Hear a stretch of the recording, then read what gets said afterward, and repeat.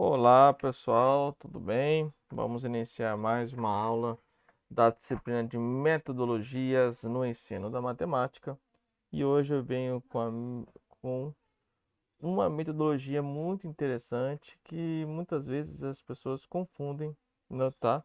As pessoas quando veem problemas de matemática falam, então é só passar problemas para os alunos resolverem. Não é só isso, a gente vai entender melhor nessa aula. Fique até o final aí. Bom,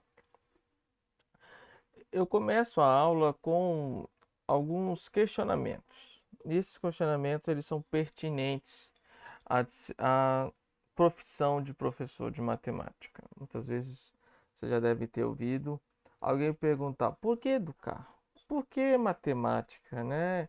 Que diabos, não tinha outra disciplina melhor? Por que precisa se ensinar matemática?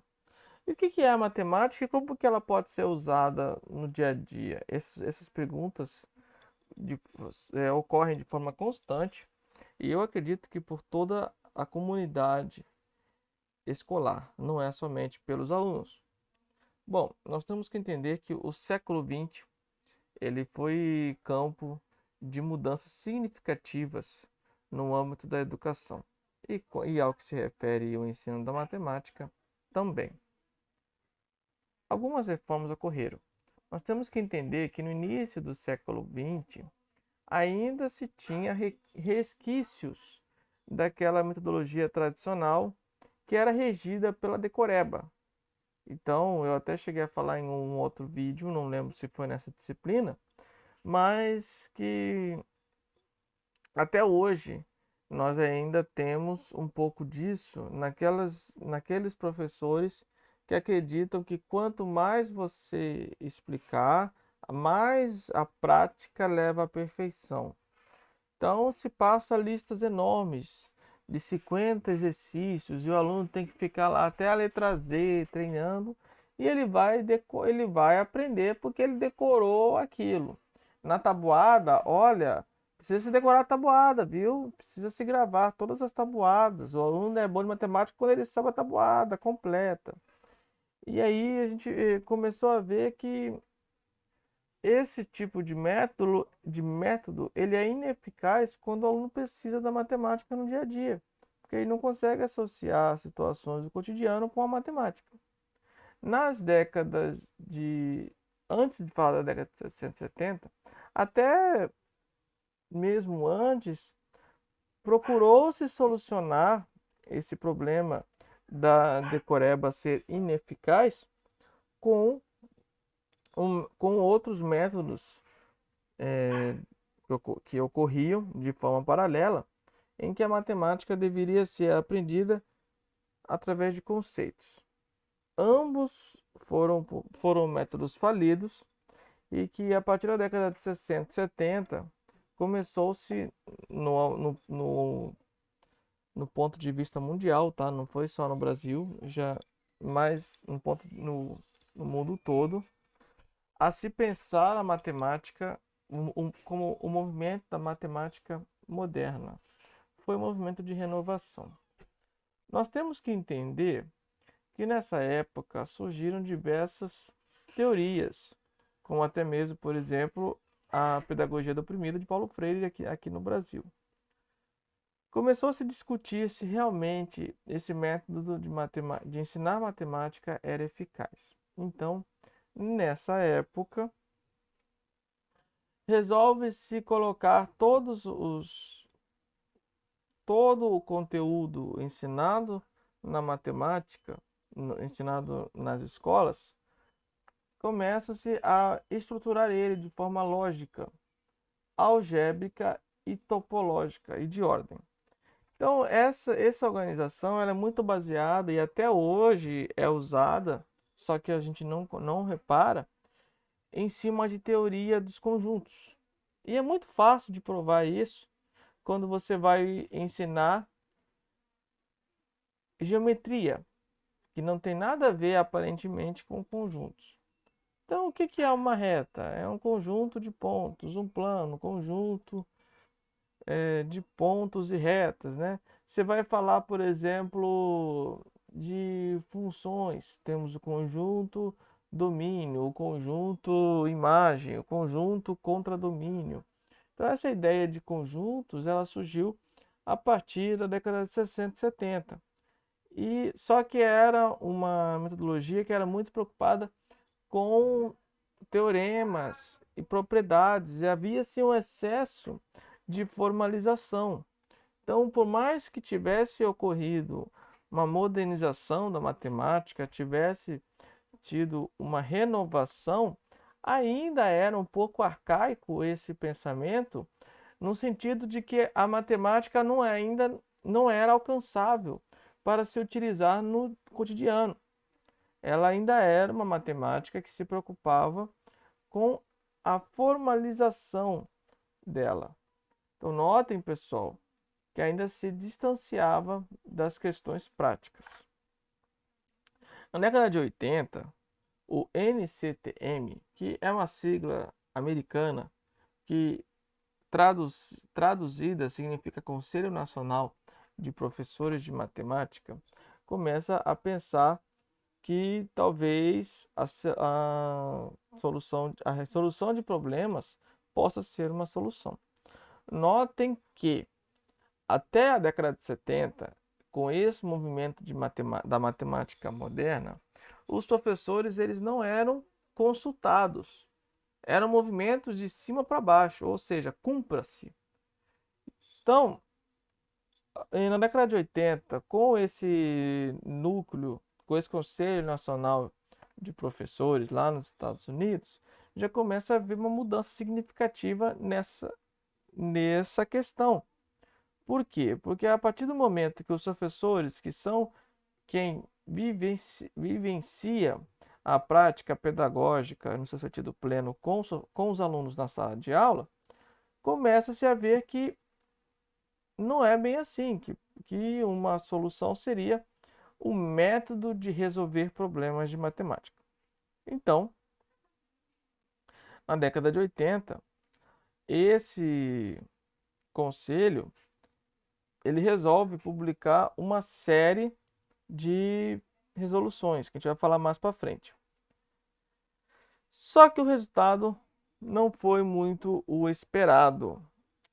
E Schroeder e Lester, em 1989, ele explica que qual que era o enfoque da década de 80. Eu vou voltar ao slide para vocês poderem entender. Resolver problemas deve ser o foco da matemática escolar para os anos 80. Foi isso que o NCTM publicou. Então, os professores assumiram aquilo para si e, então o foco deve ser em resolver problemas. E em cima disso, teve três pensamentos que, por mais que pareçam pensamentos distantes um do outro, eles na verdade precisam trabalhar em harmonia. Só que se formou, eu acredito que os professores na época não tenham absorvido a ideia em sua plenitude como se deveria, e fizeram-se o quê? Três grandes grupos. Primeiro, eles começaram a teorizar sobre resolução de problemas, então colocaram muita teoria. O segundo ensinava a resolver problemas. E o terceiro, que é o que deveria ser empregado, não tinham tantos adeptos. Quero ensinar matemática através da solução de problemas. Foquem bem esse último, que a gente vai falar dele mais para frente. Então, nessa década de 80, o que aconteceu? Esse método ele foi falido também, porque começou a se descobrir que nessa época surgiam excelentes resolvedores de problemas, mas esses resolvedores de problemas, na prática, eles não eram bons em matemática.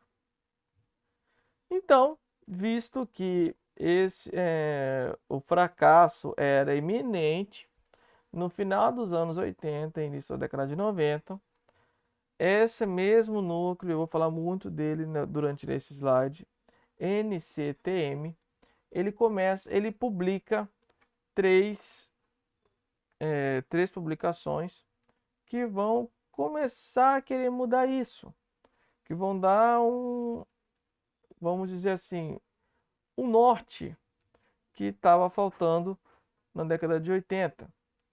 Eles publicam em 89 o Curriculum and Evaluation Standards for School Mathematics, que eu provavelmente devo ter dito errado. Em 91 e em 95 eles publicam Standards. Esse documento, publicado em 89, ele era voltado para todos aqueles que podiam, de certa forma, influenciar na criação dos currículos. Tá? Aqui eles entendem currículos como série de conteúdos abordados em cada série. E quem que eram esses? Bom, esses eram professores, supervisores e promotores de materiais instrucionais na época. Então, era uma série de sugestões de conteúdos que podiam ser empregados em cada série. O documento publicado em 91 já é voltado para os professores como algumas dicas, sugestões de atividades que poderiam ser empregadas em sala de aula. E a de 95 eram sugestões de como avaliar esses materiais. Não era uma via de regra, mas eram apenas sugestões. Em 95 começa uma verdadeira guerra matemática, uma série de críticas no país todo, isso eu estou falando nos Estados Unidos, de pessoas que começaram a criticar esses métodos que eles não eram tão eficazes. Daí,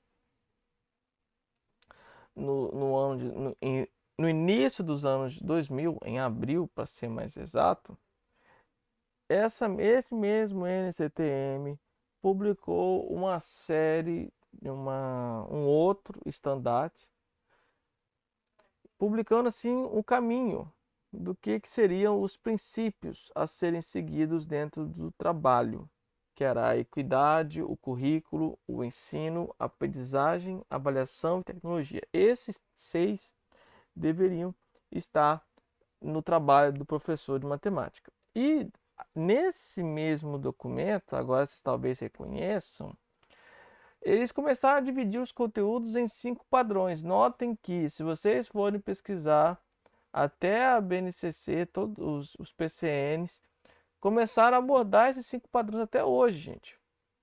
Que é como os conteúdos estão divididos na escola. Nós temos o núcleo de números e operações, álgebra, geometria, medida, análise de dados e probabilidade. Dentro desses, muitas vezes os professores consideram de forma equivocada que números, operações, álgebra e medidas estão no patamar acima de geometria e análise de dados, o que não é verdade. E aí, por conta do tempo, que muitas vezes é ineficiente, é escasso, eles preferem dar prioridade para essas 3 temáticas aí. Bom, é claro que tem outros padrões que também é divulgado nesse documento, como padrões de processo, resolução de problemas, raciocínio e prova, comunicação, conexões e representação. Mas eu não vou entrar em detalhes em cada um desses. E como que ficou no Brasil? Bom, no Brasil, o Brasil não ficou de fora dessas mudanças. Desde a década de 60 e 70, o Brasil acompanhou o movimento de matemática moderna. Nós temos, por exemplo, daquela época, a publicação do livro O Homem que Calculava, que foi um clássico da literatura brasileira, em que tinha-se vários problemas. E começamos os PCNs, que são os antecessores ao ABNCC. O que é PCN? Aqui é o Parâmetro Curricular Nacional. É como se fosse aquele documento lá de 89, que é os Curriculum and Evolution, sabe? Esse nós temos aqui, ó, lá nos Estados Unidos nós temos esse documento. E aqui no Brasil ele foi dividido em 3, que é os Parâmetros Curriculares Nacionais. Ou seja, os professores de matemática, não só de matemática, né, mas de todos, mas aqui específico de matemática, deveriam seguir parâmetros, normas mínimas de conteúdos para serem abordados naquela série.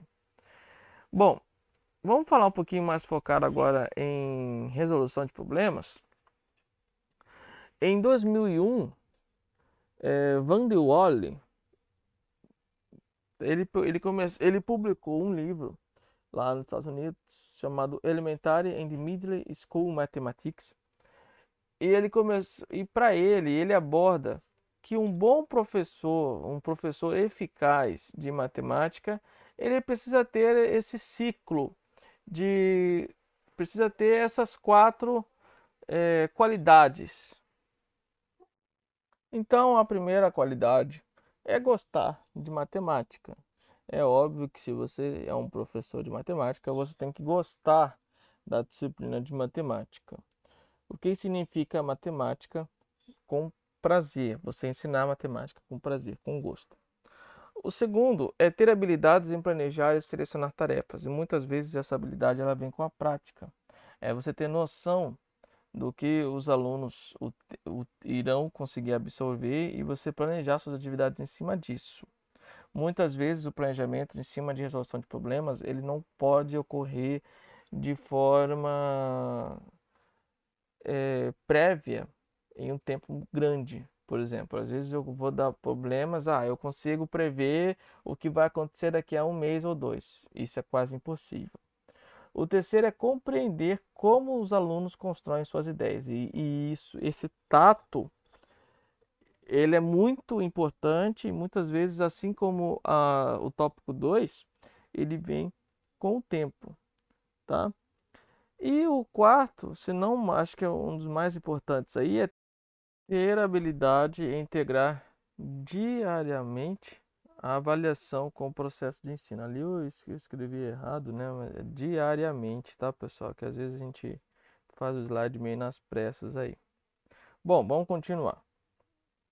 Bom, dentro desse mesmo livro, Van de Walle, no terceiro capítulo ele começa a discutir se o construtivismo seria uma provável solução. E ele até explica que por meio do construtivismo o aluno iria criar. É muito mais interessante para o aluno quando é ele quem cria o conhecimento e não quando o conhecimento já vem pronto. É menos estimulante para ele quando já vem pronto.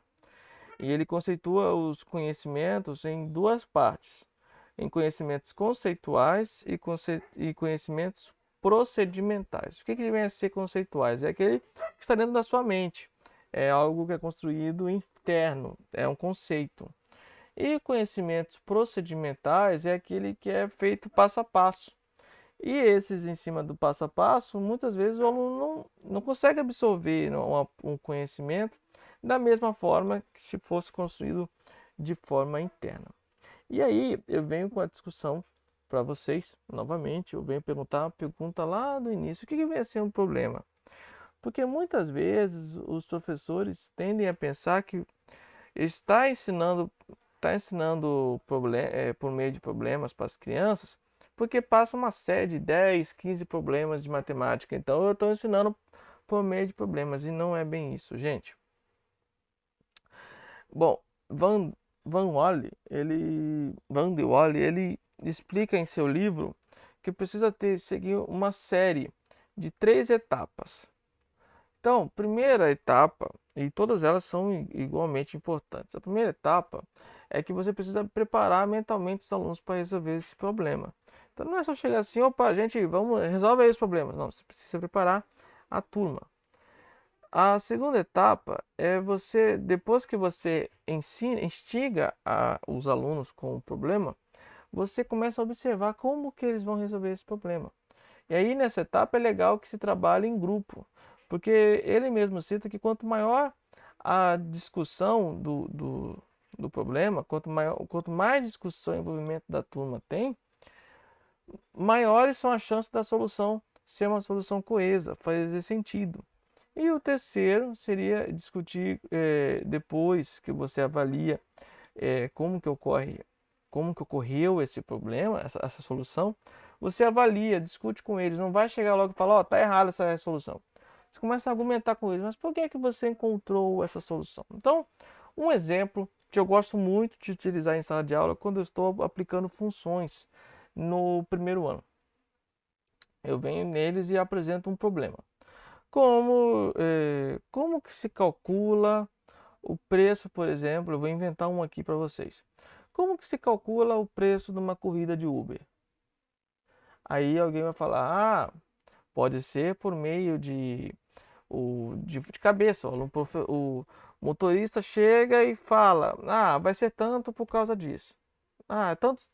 De acordo com o tempo.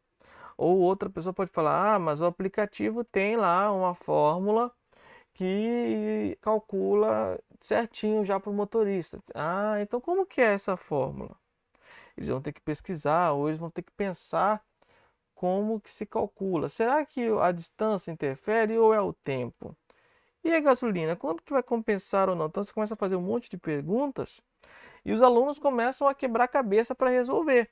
E nesse processo, que é o segundo, o professor já começa a avaliar eles. No final do processo, eles já apresentam algumas soluções e você começa a argumentar sobre essas soluções. Então não é assim um conhecimento já pronto. Eu poderia muito bem falar, olha, gente, função do primeiro grau é formada pelos coeficientes angular e linear, ela forma x mais b e aqui está o gráfico. Não teria a mesma graça para os alunos quando eles conseguem eles mesmos construírem esse conhecimento. E quais são as vantagens? Bom, primeira, coloca o foco da atenção dos alunos sobre ideias e sobre o dar sentido. Eles começam a ver que aquele conhecimento tem sentido na prática. Segundo, ele desenvolve o poder matemático. São aqueles que eu não comentei agora para vocês, mas o poder matemático inclui aqueles padrões de procedimento lá descrito no Standard 2000, que é a resolução de problemas, raciocínio e prova. Então ele começa a ver conexão com o mundo, com o dia a dia. Terceiro, fortalece a crença de que os alunos são capazes de fazer matemática. Nossa, como que é legal isso, gente. Eles não veem a matemática como algo distante, eles veem a matemática como algo próximo. O quarto é algo impactante, assim. Você consegue avaliar o aluno de forma contínua. Aquela avaliação contínua que não é só por meio das provas, ela pode ocorrer por meio dessa solução de problemas. Porque você vê o quanto que o aluno está participando ou não da atividade. Quinto, é gostoso. Quem participa, quem resolve, eu sou um exemplo desse método e como professor é muito gratificante ver que os alunos interagem melhor com a disciplina, não é algo distante, não é algo que separa o professor, muito pelo contrário. E aí, cuidado com aquela questão do erro, porque não vem pensar que só irá ter acertos, pelo contrário, os alunos poderão vir às vezes com ideias absurdas, e aí a forma que você vai argumentar isso poderá afastá-lo ou aproximá-lo de você, então tem que ter um pouco de tato também, professor. E por fim, depois que você já solucionou o problema com eles, você pode vir com a formalização, que aí toda aquela teoria que eu tinha falado do que vem a ser funções, é claro que ela precisa existir. E quando que ela vai entrar no contexto da aula? No final, você vem com toda a teoria de funções. Bom, essa é a aula de hoje. Espero que tenham gostado. Amanhã eu venho com a proposta de atividades dessa semana. Um abraço.